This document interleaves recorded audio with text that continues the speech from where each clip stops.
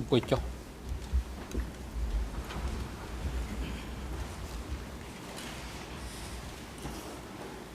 អង្គជំនុំជម្រះប្រកាសបន្តកិច្ចដំណើរការនីតិវិធីសម្ដែងការផ្ដល់វិធីការជូនទៅសហមន្ត្រីការពីក្តីលោកខៀវសំផនដើម្បីមានឱកាសក្នុងការបន្តធ្វើសេរីធនធានបញ្ចប់កិច្ចពិភាក្សាដេញដោលរបស់ខ្លួន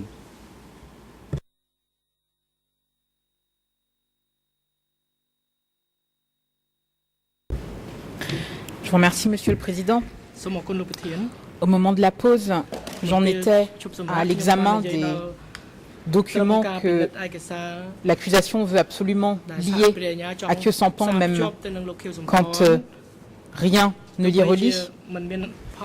Et la raison pour laquelle je vais vous parler de ces audiences de documents en trompe-l'œil, c'est cette façon de mélanger les thèmes, de mélanger les documents, de mélanger les niveaux, comme s'il n'y avait pas de délimitation, comme si nous ne savions pas que les cloisonnements étaient la règle sous le Kampuchea démocratique.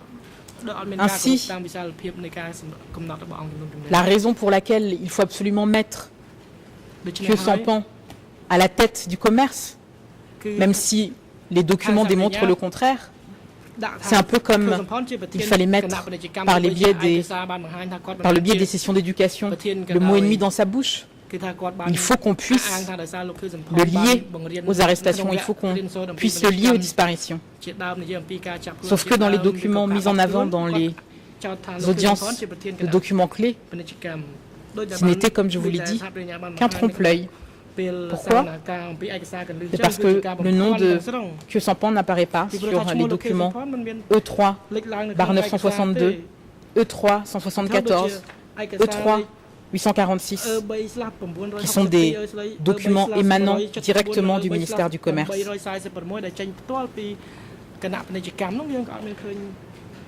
Un autre point important, et qui montre encore une fois cette extrapolation que fait l'accusation, cette déformation que l'on a depuis malheureusement l'instruction, cette manifestation s'est faite de façon plus claire lorsque Sakim Lumuth est venu témoigner. Sakim Lumuth qui est présenté comme le témoin phare sur le commerce, et Sakim Lumuth quand même qui vous indique à l'audience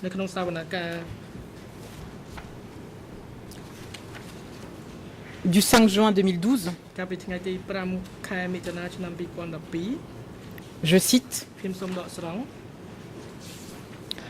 à l'époque, il n'y avait pas de communication avec M. La banque ne lui faisait pas rapport et lui-même ne contactait pas la banque. Et je ne l'ai pas non plus rencontré en personne. Question de clarification. Pour confirmer, vous n'avez jamais rencontré M alors que vous étiez directeur adjoint de la Banque du commerce extérieur durant cette période, n'est-ce pas? Réponse, effectivement. Fin de citation. Et cela confirme ce que Sakim Lumuth vous avait dit le 31 mai 2012.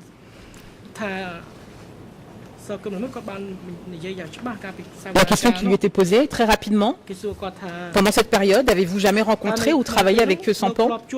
Réponse, non. Voilà le témoin central sur le commerce qui était censé nous parler des activités de Khieu Samphan, sur lequel on se fonde pour dire qu'il a interprété des documents et que ça veut dire que Khieu Samphan était à la tête.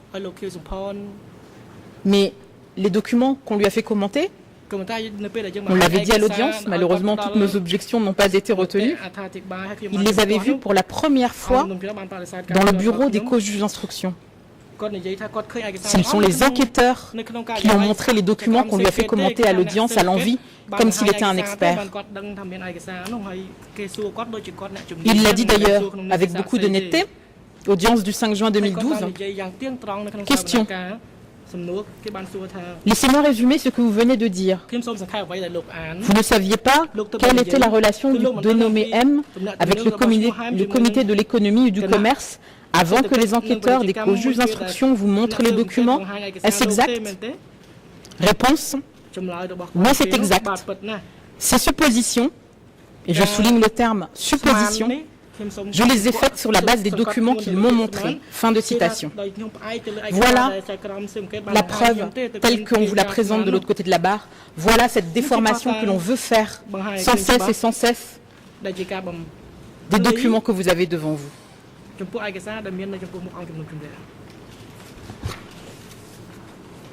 Une chose cependant que Sakim Lumuth a faite et qui est intéressante et qui ne va pas dans le sens de la thèse de l'accusation, c'est que c'est Van Riet qui a succédé à Deun à la tête du comité du commerce. 5 juin 2012, Sakim Lumuth explique, et là je vous renvoie peut-être à l'original en khmer puisqu'il y a des problèmes de traduction. Je cite: je n'ai pas rencontré Van Riet immédiatement après mon retour à Phnom Penh, mais au moment où la structure du comité du commerce a été remaniée et lorsque Deun a été remplacé. C'est à ce moment-là que j'ai rencontré Van Riet. Fin de citation. Donc Sakim Lumuth vous a dit dans son témoignage qu'il a rencontré Von Wert, qu'il a rencontré Van Riet, mais il n'a jamais rencontré Khieu Samphan.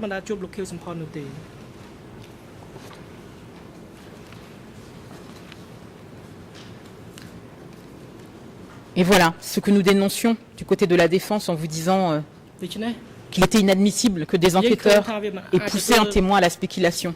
Et on vous dit, si, c'est un témoin central. Il peut vous parler des documents qu'on lui a montrés pour la première fois dans le cadre de la procédure, mais quand même. En revanche, il y a des témoins qui corroborent les dires de Khieu Samphan sur son activité. Vous les avez entendus. Vous avez Rossoy. Et puis, point important, vous avez les fameux travailleurs du côté des télégraphes. Ceux qui sont en charge de décoder les télégrammes, de décoder les messages. Et que vous ont-ils dit, ces témoins? Nam Sopong. Voilà ce qu'il vous dit. Les communications adressées à Khieu Samphan, elles n'ont jamais trait à la sécurité, elles ont toujours trait au ravitaillement du matériel, aux marchandises. Audience du 29 août 2012. Question. Vous avez dit que M. Khieu Samphan avait la responsabilité du ravitaillement matériel. Comment saviez-vous qu'il avait cette responsabilité? Réponse de Nam Sopong. Monsieur Khieu Samphan n'était pas difficile à connaître. Lorsqu'il y avait une visite d'un chef d'État ou d'un représentant d'un autre pays, c'était Khieu Samphan qui recevait ses invités étrangers. Normalement, avant d'envoyer ses matériaux pour ravitailler le niveau local, il envoyait d'abord un télégramme à mon unité pour que je puisse informer les autorités au niveau local des quantités de matériel qu'ils allaient recevoir et distribuer. Donc cela passait forcément par mon unité. Fin de citation. Le 3 août 2012, toujours le même Nam Sopong. Il confirme qu'il y avait des distributions de vivres aux bases. C'était ça son travail, Khieu Samphan. En dehors de ses activités de diplomatie et de représentation de l'État en tant que président du Présidium.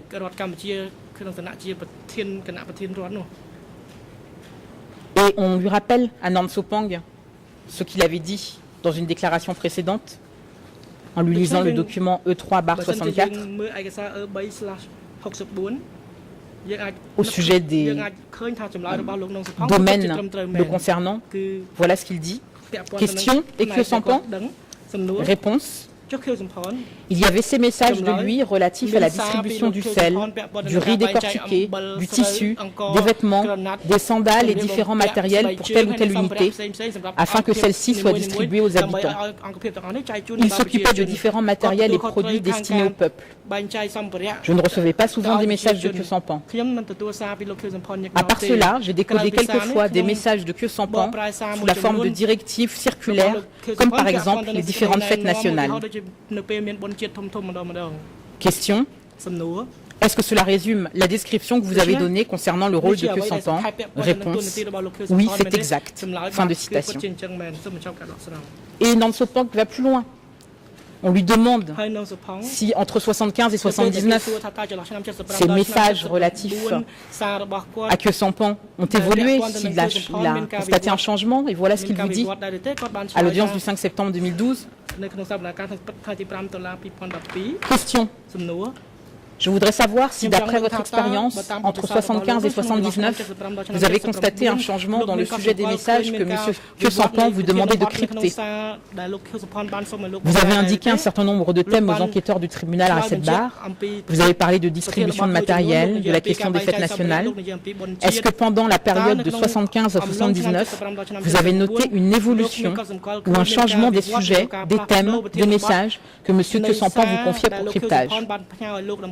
Réponse: il n'y avait rien de nouveau. Il n'y avait pas d'évolution dans ces messages. C'était des messages typiques.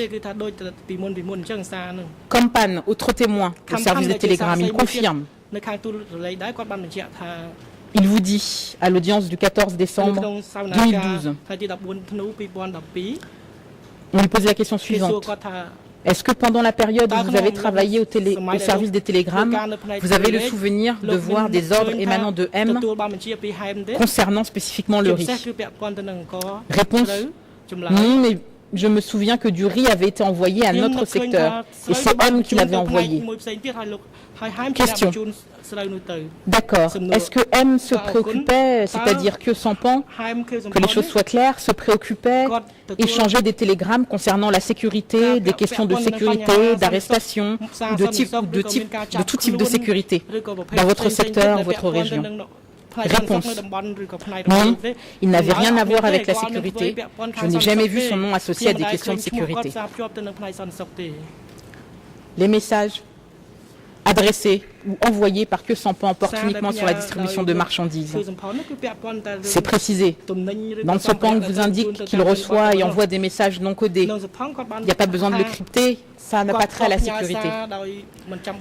Vous avez le témoin Simao qui vous décrit également les activités d'entrepôt, exportation et importation. Alors on vous l'a dit tout à l'heure, je viens de vous citer, il y a la preuve d'envoi de marchandises et de riz dans certains secteurs. Et oui, il y a également la preuve d'exportation. Et pourquoi exportation? Là encore, nous sommes dans un Cambodge. Après la guerre, il n'y a quasiment pas d'industrie. Comment on fait pour avoir des devises? Comment on fait? On exporte quitte à recevoir de l'aide alimentaire parce qu'il faut faire entrer des devises. Simao vous dit cependant, et vous confirme que, à l'audience du 13 juin 2013, que Van Riet était le président du commerce. Et oui, il leur a dit de bien travailler avant une inspection, avant que Khieu Samphan vienne visiter l'entrepôt. Et dans les marchandises destinées à l'importation, il y a du riz, il y a des pailles, il y a des insecticides. Il y a l'exportation, il y a du caoutchouc, du coton, du riz non décortiqué. Voilà la réalité de ce qui était tenté d'être fait du côté de Phnom Penh. Et on confirme, c'est Simao qui le confirme, qu'il y a de la réception du paddy chinois, celui qui est concerné par les aides acceptées que nous avons vues dans le cadre des PV du comité permanent.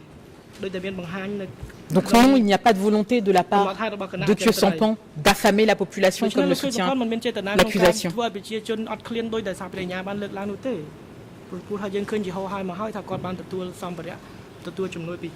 D'ailleurs, Kiev News vous dit, et c'est l'audience du 21 juin 2012,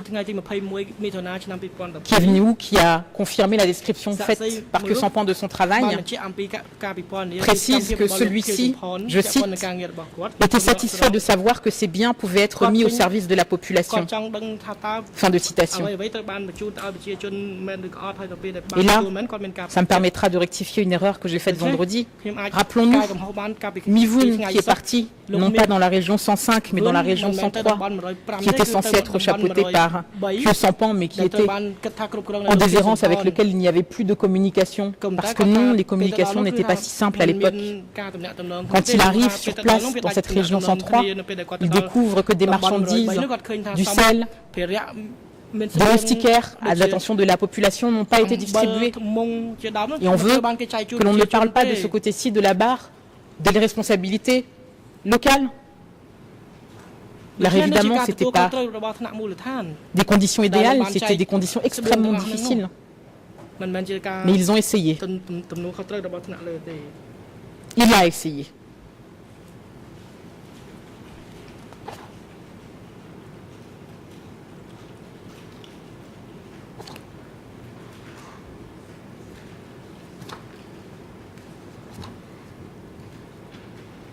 Et cette stratégie de l'accusation d'essayer de brouiller les pistes pour tenter d'attribuer des responsabilités à Khieu Samphan qu'il n'a pas se retrouve dans cette thèse de la présidence de 870.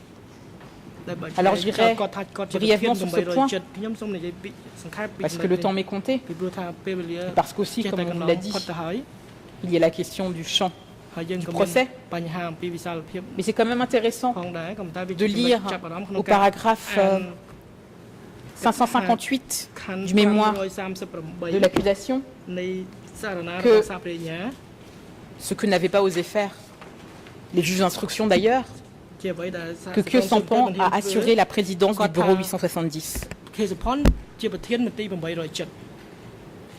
On a beau savoir qu'on ne sait pas grand-chose sur ce que l'on veut entendre par bureau 70. On sait que c'est une nébuleuse avec plusieurs branches, que ça fait partie, et Steve Eder vous l'a dit, de cette volonté de confusion. On a beau avoir des témoins qui vous expliquent quel était le travail au quotidien de Khieu Samphan, il n'y a pas d'arrestation.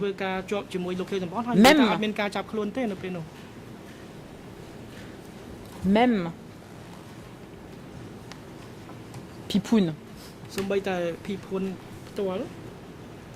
Pipoun qui vous dit, puisqu'il fait tellement de choses, que Khieu Samphan aurait pris la tête de 870, même Pipoun qui, et c'est ressorti de sa déposition, était en charge des arrestations et malgré ses dénégations, a fait quelques allers-retours à S21.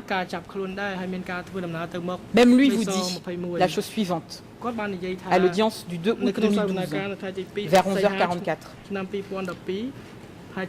Quand on lui demande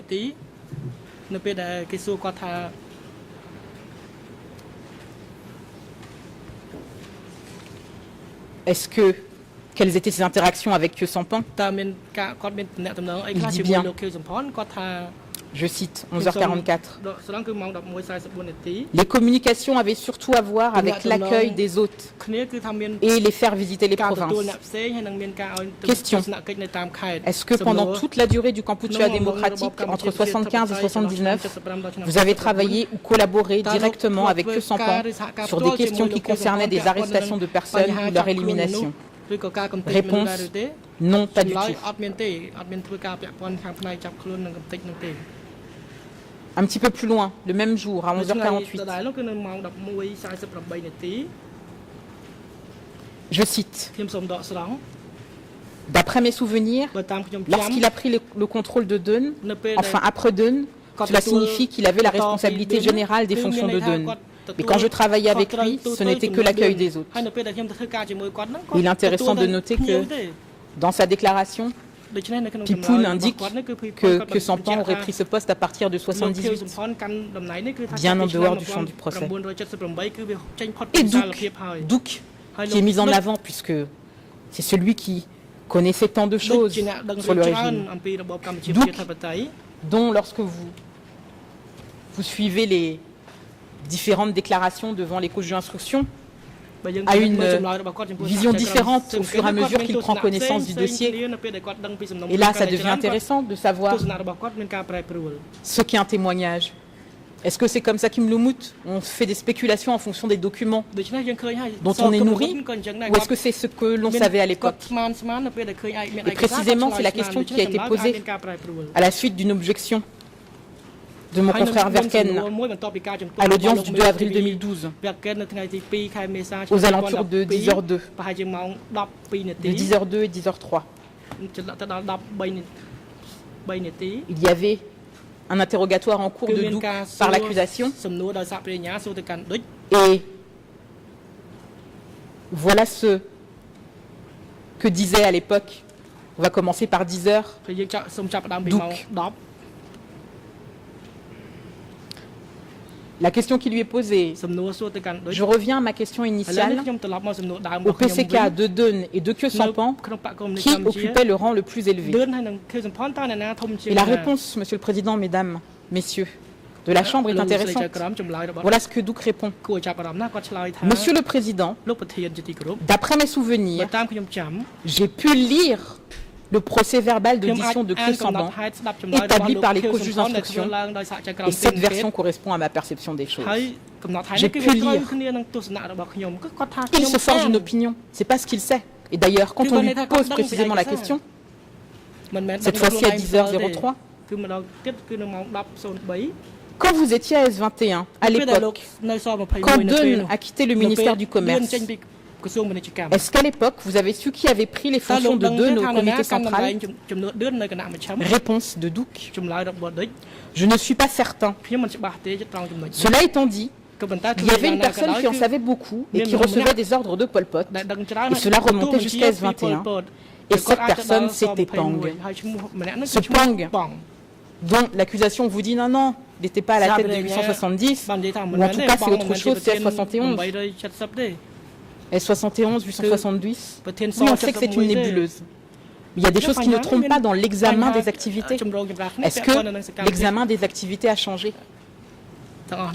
Un autre témoin qui est mentionné cette fois-ci par Short, puisque l'accusation vous dit il y a des gens qui ont parlé de Khieu Samphan à la tête de 870 et les experts, Chandler et Short notamment, l'ont évoqué. Et quand j'ai posé la question dans le cadre de mon interrogatoire de Short pour savoir quelles étaient ses sources, est-ce qu'il avait travaillé sur 870, puisque ce n'était pas a priori son champ de travail essentiel, il explique que c'est très secret. Alors ça aussi c'est la thèse de l'accusation, comme c'est très secret, et ben c'est normal qu'il n'y ait pas de décision. On ne se pose pas de question de savoir pourquoi il y a une décision qui dit que Deun, il est responsable de 870 et il n'y en a pas pour Khieu Samphan, mais non, on dit que c'est secret. C'est pas secret pour Deun, mais c'est secret pour Khieu Samphan. Et quand Short est interrogé pour savoir quelles sont ses sources pour dire que 870 aurait été chapeauté à un moment ou à un autre par Khieu Samphan, il cite deux sources. Il vous dit Pipoun, l'inévitable Pipoun, comme l'expert le dit lui-même, et puis il vous dit Song Si-kun. Et Song Si-kun, il est venu à cette chambre, il est venu déposer. Et voilà ce qu'il dit le 6 août 2012, quand on lui pose des questions sur 870. Question, 14h04. Est-ce que vous avez entendu parler entre 75 et 79 du bureau 870? Réponse. J'ai entendu parler du bureau 870. La communication se faisait par le biais de Pang, qui était responsable du bureau 870. Fin de citation. On vous cite également Salotban comme source pour dire que Khieu Samphan aurait pris la tête de 870, du bureau 870, dont personne ne sait exactement de quoi il s'occupe et dont on ne sait pas si, quand on parle du 870, on parle bien de ce 870-là. C'est la nébuleuse. C'est la nébuleuse. Et que dit Salotban?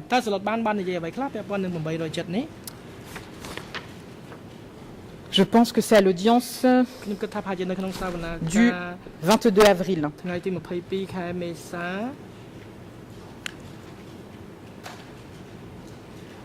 On lui demande C'est 23 avril, pardon. 23 avril.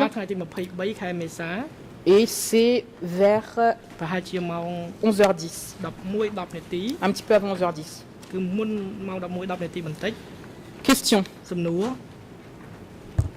Vous avez dit à l'audience que tant que Sampang Kepang occupait des fonctions au bureau 870, mais ce n'était pas, je crois, tout à fait clair pour tout le monde. Quelle était précisément la différence entre les responsabilités de ces deux personnes au sein du bureau 870 lorsqu'elles travaillaient ensemble?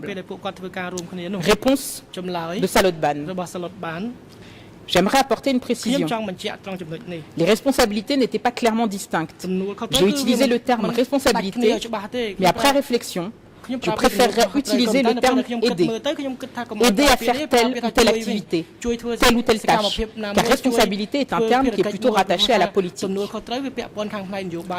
À l'époque, je n'étais pas informé officiellement du rôle de la position d'une personne et l'on utilisait le terme responsabilité pour plusieurs choses.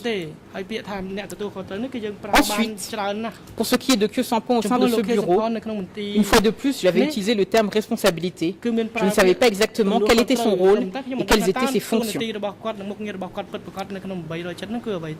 Tous ceux qui travaillaient au bureau 870, on disait que ces personnes avaient des responsabilités au sein de ce bureau et donc on faisait référence à eux par le terme général, personnes qui travaillaient au bureau 870.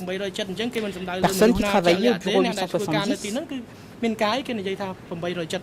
attachées au commerce.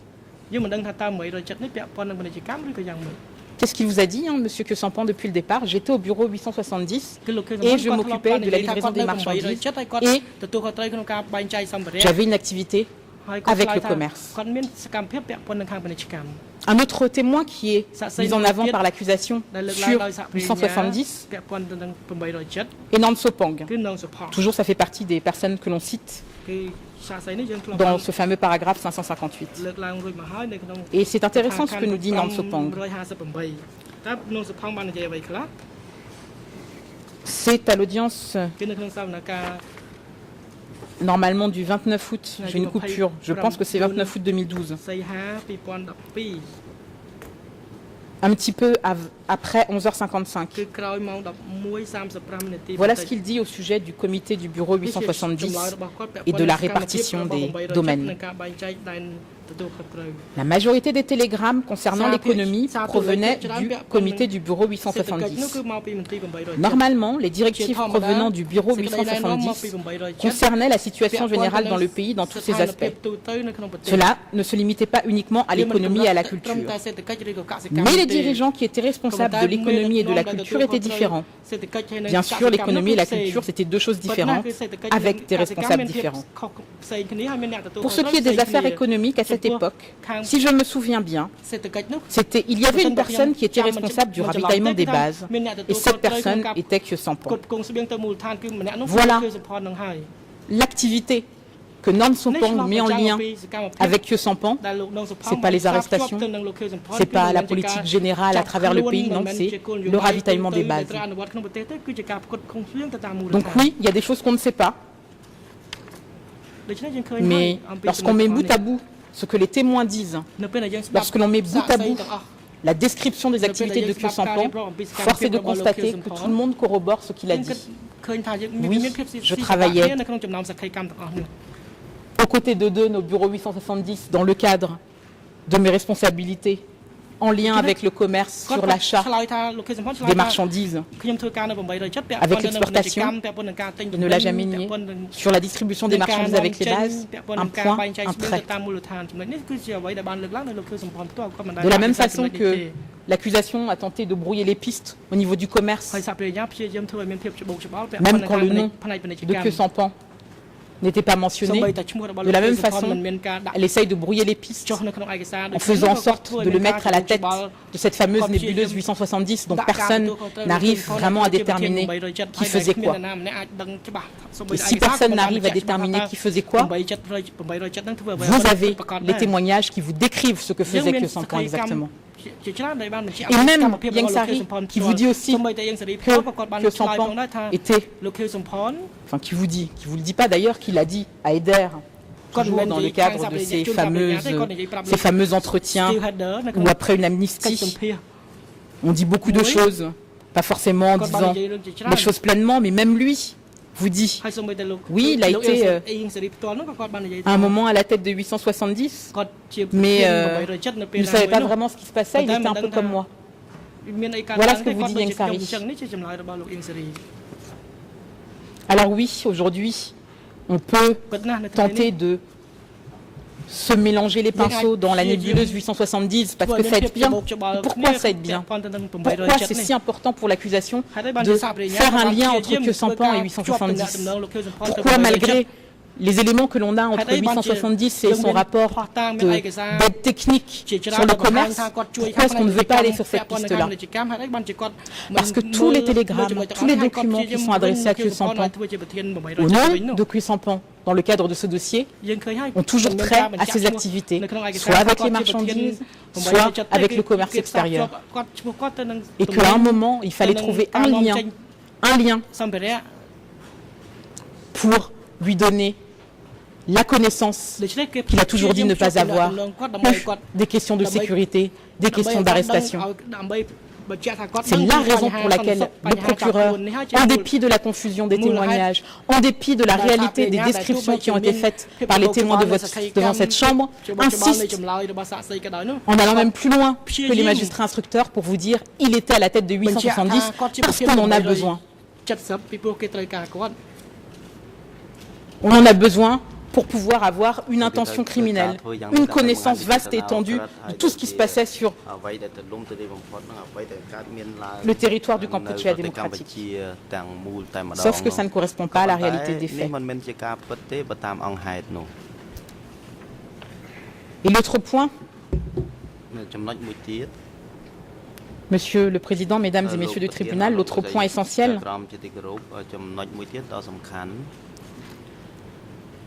c'est toutes ces déclarations que Khieu Samphan a fait après.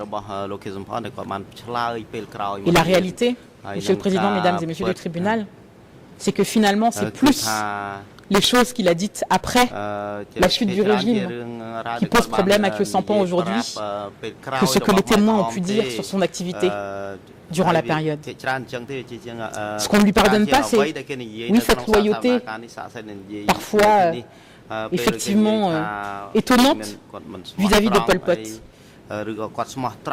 Et moi, lorsque je vois les vidéos de Khieu Samphan dans la petite cabane de la jungle où il a vécu ces si longues années en exil, où il vous explique qu'il a été oui, en admiration devant un homme qui avait réussi à faire la révolution à des paysans.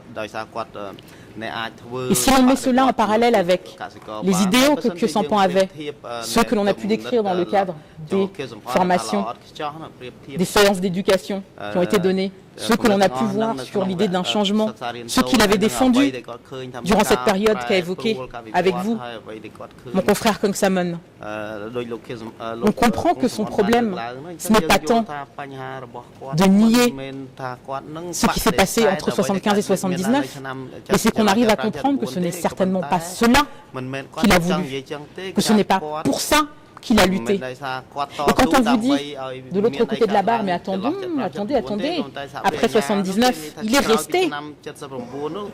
Il a eu des éléments, il est resté à tel point que il ne s'est rendu finalement à la vie civile à Pelin que après la mort de Pol Pot. Et parce que du côté de l'accusation, on a fait le parallèle avec Samdem Sihanouk. Nous avons fait régulièrement ce parallèle de notre côté. Et là aussi, je fais un parallèle.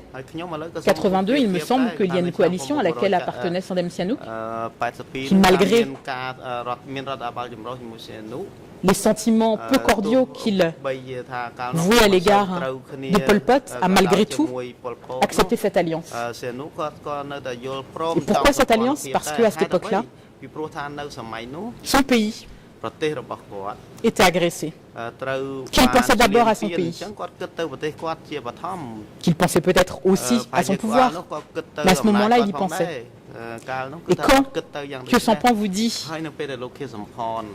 dans le cadre de ses écrits, cette vision sacrée de l'indépendance du Cambodge, ce pourquoi il a toujours lutté, pas pour réduire son peuple en esclavage, pas pour attaquer la population civile, non, pour essayer d'améliorer les choses dans une situation qu'il estime à chaque fois critique pour son pays. Et là, il est prêt à tous les sacrifices pour, y compris. Et là, j'y reviens à cette question de... Mais quand il nous dit nous, après 79, pourquoi il dit nous? Pourquoi est-ce que, quand il est interrogé par des journalistes au plus fort de la guerre contre le Vietnam, il dit nous? Parce que comme pour la période du front, dans les années 70, il voulait montrer ce front uni. Il ne voulait pas se désolidariser. Et puis aussi, il faut le dire, il y avait un certain nombre de choses qu'il ne connaissait pas, un certain nombre de choses qui étaient dites, certes, sur le régime, mais qu'il considérait encore comme faisant partie de la propagande, parce qu'il y croyait profondément. Et là encore, je vous renvoie une vidéo qui a été diffusée par l'accusation, où l'on voit Khieu Samphan assis devant une table avec une pile d'ouvrages sur le Kampuchea démocratique. Pendant des années, il a lu, il a relu, il a écrit, il a beaucoup écrit. Il nous reproche aujourd'hui de ne pas parler, mais il a tellement parlé, il a tellement écrit. Et ça, ce comportement de cet homme qui cherche, de cet homme qui creuse, qui veut savoir pourquoi ce en quoi il a cru n'a pas fonctionné, ça c'est un homme qui sait, ça? C'est pas un homme qui sait, c'est un homme qui cherche.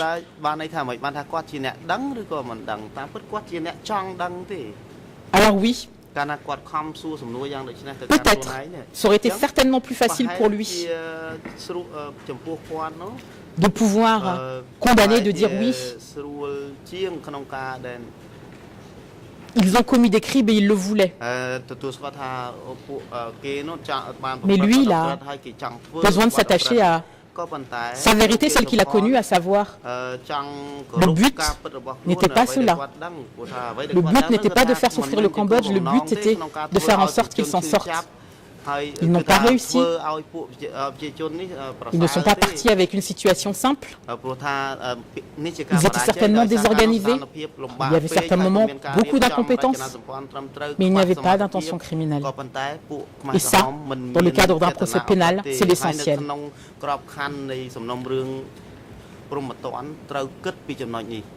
Il faut que je cite, même si de son côté, M. Khieu Samphan aura à faire sa déclaration finale.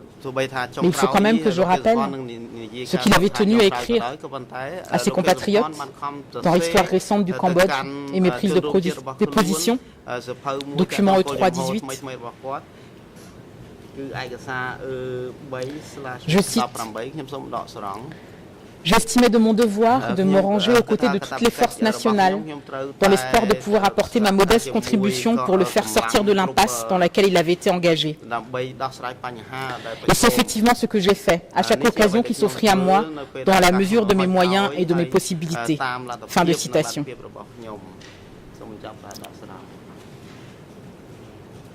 Il poursuit dans sa lettre adressée à ses compatriotes en date du 16 août 2001. Je cite: j'ai toujours été un simple intellectuel qui s'était nourri de ce rêve, remplir honnêtement mon devoir envers le pays. Au cours de ces dernières décades de troubles, tout en étant conscient de mes faiblesses, mon unique souci était de ne pas y faillir. À aucun moment je n'ai pensé à devenir un leader. À aucun moment je n'ai pensé à tuer. Fin de citation. Et il conclura ce que j'ai essayé avec mes mots de vous dire de la façon suivante, je cite: À mes compatriotes qui ont perdu les êtres qui leur sont chers pendant cette même période, je demande pardon. Je leur demande de bien vouloir pardonner ma naïveté. J'avais cru remplir mon devoir pour la survie et la prospérité de la nation. Je n'avais pas pu imaginer que cela pouvait aboutir à une telle tuerie. Fin de citation. Voilà cet homme que vous allez devoir juger aujourd'hui, cet homme que vous allez devoir juger dans le respect des règles, dans le respect de la procédure, dans le respect des décisions que vous avez vous-même prises, dans le respect de votre ordonnance de disjonction. Voilà, Monsieur le Président, Mesdames et Messieurs du tribunal, cet homme qui, comme je le disais au début de ma plaidoirie, est aujourd'hui seul physiquement sur le banc des accusés, qui représente une époque révolue,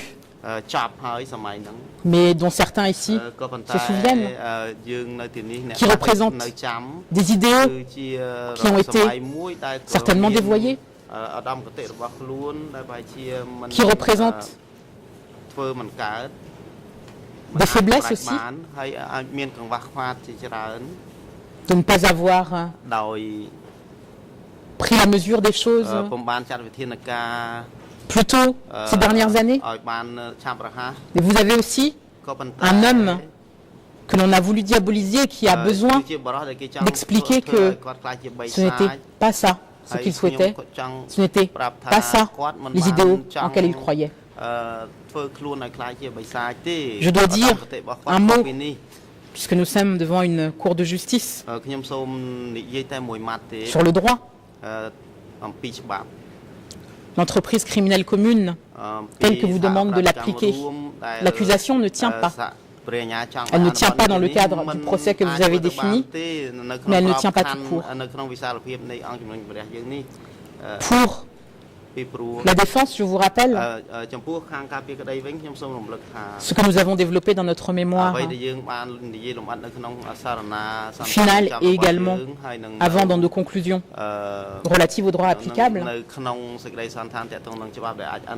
Il y a, conformément à la jurisprudence, une distinction entre l'objectif ultime et le but criminel commun à proprement parler.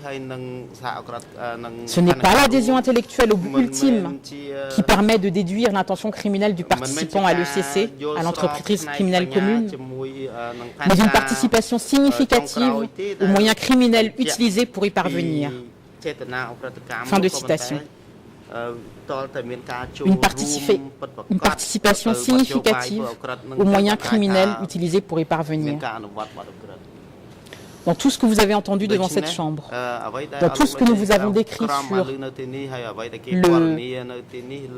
les fonctions, le rôle, ce qui a été décrit par les témoins, est-ce que vous avez vu quoi que ce soit qui laisse entendre, qui laisse voir, qui laisse comprendre une participation significative aux moyens criminels utilisés pour parvenir à une entreprise criminelle commune? Est-ce que dans le cadre du déplacement de population 1, ou du déplacement de population 2, ou de tout le poste frais, ce qui a été fait par Khieu Samphan, les postes qu'il occupait, les fonctions de vitrine ou pas qu'il a occupé, vous avez un moyen de retenir une intention criminelle et une participation significative à ces moyens criminels. La réponse est non. Et parce que la réponse est non, vous devrez acquitter, Monsieur le Président, Mesdames et Messieurs de la Chambre. Vous devrez acquitter, malgré la douleur que nous avons entendue ici de la part des parties civiles. Vous devrez acquitter, malgré la pression de l'opinion internationale. Vous devrez acquitter, malgré le fait que tout le monde pense que tout est déjà joué. Vous êtes des magistrats, vous êtes des juges, vous avez un devoir à l'égard de la loi, vous avez un devoir à l'égard de la procédure, et vous avez un devoir d'indépendance.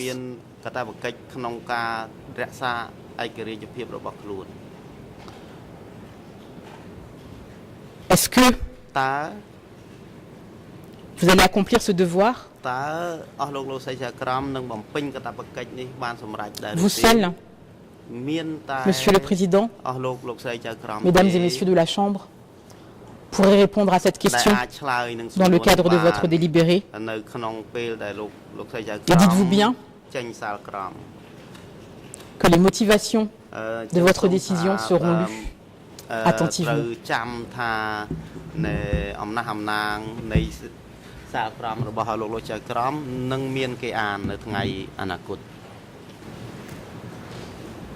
Bah, con lục sợi mê tví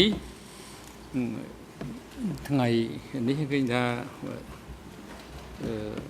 การจำเนินการแบบปัจจุในในใครในสถานมาจับcáchพิจารณาในดาวระบบที่มีทวีการพิจารณาลูกคือสมพรคือบานจับตามการวิเลียได้บานใจจุนในมุนหนึ่งสำหรับในថ្ងៃនេះអង្គជំនះសូមសួរទៅសហមេធាវីនៅមុខតំណាងដើមមិនដឹងរដ្ឋពីនេះនិងសហប្រញ្ញាអំពីពេលវេលាដែលអង្គជំនះនឹងផ្ដល់ឲ្យធ្វើសេចក្តីសន្និដ្ឋានតបបញ្ចប់កិច្ចពិភាក្សាដេញដោលនៅថ្ងៃខាងស្អែកថ្ងៃពុធទី30 ខែតុលានោះថាតើទី1តើក្រុមសហមេធាវីនៅមុខតំណាងដើមមិនដឹងរដ្ឋពីនេះប្រើប្រាស់ពេលវេលាប្រមាណដែរក៏ដូចគ្នាក្នុងការបែងចែកពេលវេលាជាមួយនឹងសហប្រញ្ញាយ៉ាងដូចម្តេចដែរពីព្រោះអង្គជំរះបានជូនដំណឹង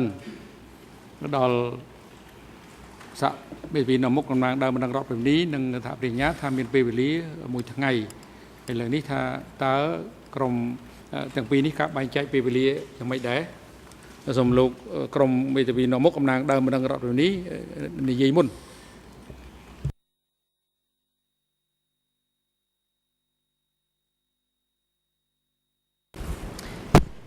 Oui, merci Monsieur le Président. En fait, nous utiliserons la totalité du temps qui nous a été imparti par votre chambre, c'est-à-dire un quart de jour, c'est-à-dire 1h10 exactement. Merci. 1 ម៉ោង 10 នាទីទៅតាមការកំណត់របស់អង្គជំនុំជម្រះសូមអរគុណលោកប្រធានបាទអរគុណហើយនៅការផ្ដល់ព័ត៌មាននេះចុះខាងតំណាងថាបញ្ញាយ៉ាងម៉េចដែរ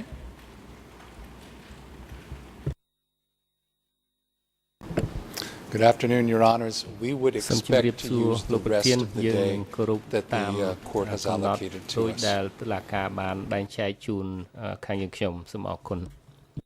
បាទអរគុណនៅការផ្ដល់ព័ត៌មាននេះឥឡូវនេះដល់ពេលត្រូវសម្រាប់ហើយអង្គមេប្រកាសផ្អាកកិច្ចដំណើរការសកម្មភាពសម្រាប់ថ្ងៃនេះត្រឹមនេះសកម្មភាពលើកទៅបន្តធ្វើនៅថ្ងៃខាងស្អែកថ្ងៃពុធទី30 ខែតុលាឆ្នាំ 2013 ហើយចាប់ផ្ដើមពីម៉ោង 9 ព្រឹកទៅអង្គជំរះសូមបញ្ជាក់ថានៅថ្ងៃស្អែកនេះគឺថ្ងៃទី 29 ខែតុលាឆ្នាំ 2013 ជាថ្ងៃឈប់សម្រាកបុណ្យជាតិអង្គជំរះមិនធ្វើសកម្មភាពទេអង្គជំរះសូមជម្រាបជូនដល់ភាគីនិងសាធារណជនជ្រាបផងដែរថានៅថ្ងៃពុធខាងស្អែកនេះអង្គជំរះនឹងផ្ដល់វេទិកាជូនទៅសហមេធាវីនៅមុខតំណាងដើមមិនដឹងរដ្ឋប្រវេណីនិងសហព្រះរាជអាជ្ញាឡើងធ្វើសេចក្តីសន្និដ្ឋានតប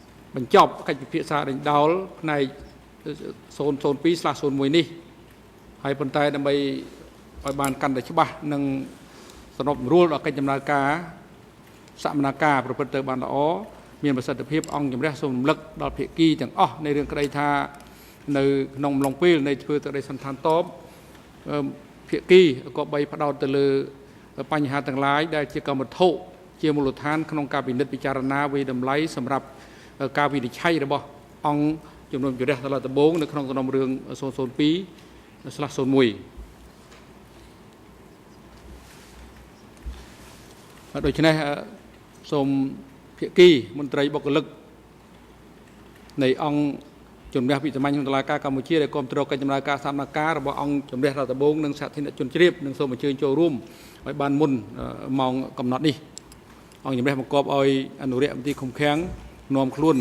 លោកខៀវសំផននិងលោកនួនជាត្រឡប់ទៅកាន់មន្ត្រីឃុំឃាំងនៃអវតកវិញចុះនិងបង្គាប់ឲ្យនាំខ្លួនគាត់ត្រឡប់មកចូលរួមសកម្មភាពនេះវិញនៅព្រឹកថ្ងៃពុធទី30 ខែតុលាឆ្នាំ 2013 ឲ្យបានមុនម៉ោង 9 ដោយឲ្យ น้อมโลกเขียวสมพรមកចូលរួមដោយផ្ទាល់នៅក្នុងបន្ទប់សកម្មភាពនេះដោយឡែកលោកនួនជាបង្កប់ឲ្យនាំខ្លួននៅត្រឹមបន្ទប់ឃុំខ្លួនខាងក្រោមដែលមានរៀបចំនៅឧបករណ៍សោះទោះសម្រាប់គាត់អាចចូលរួមនៅតាមដានកិច្ចដំណើរការសកម្មភាពពីចម្ងាយសម្រាប់ចុះ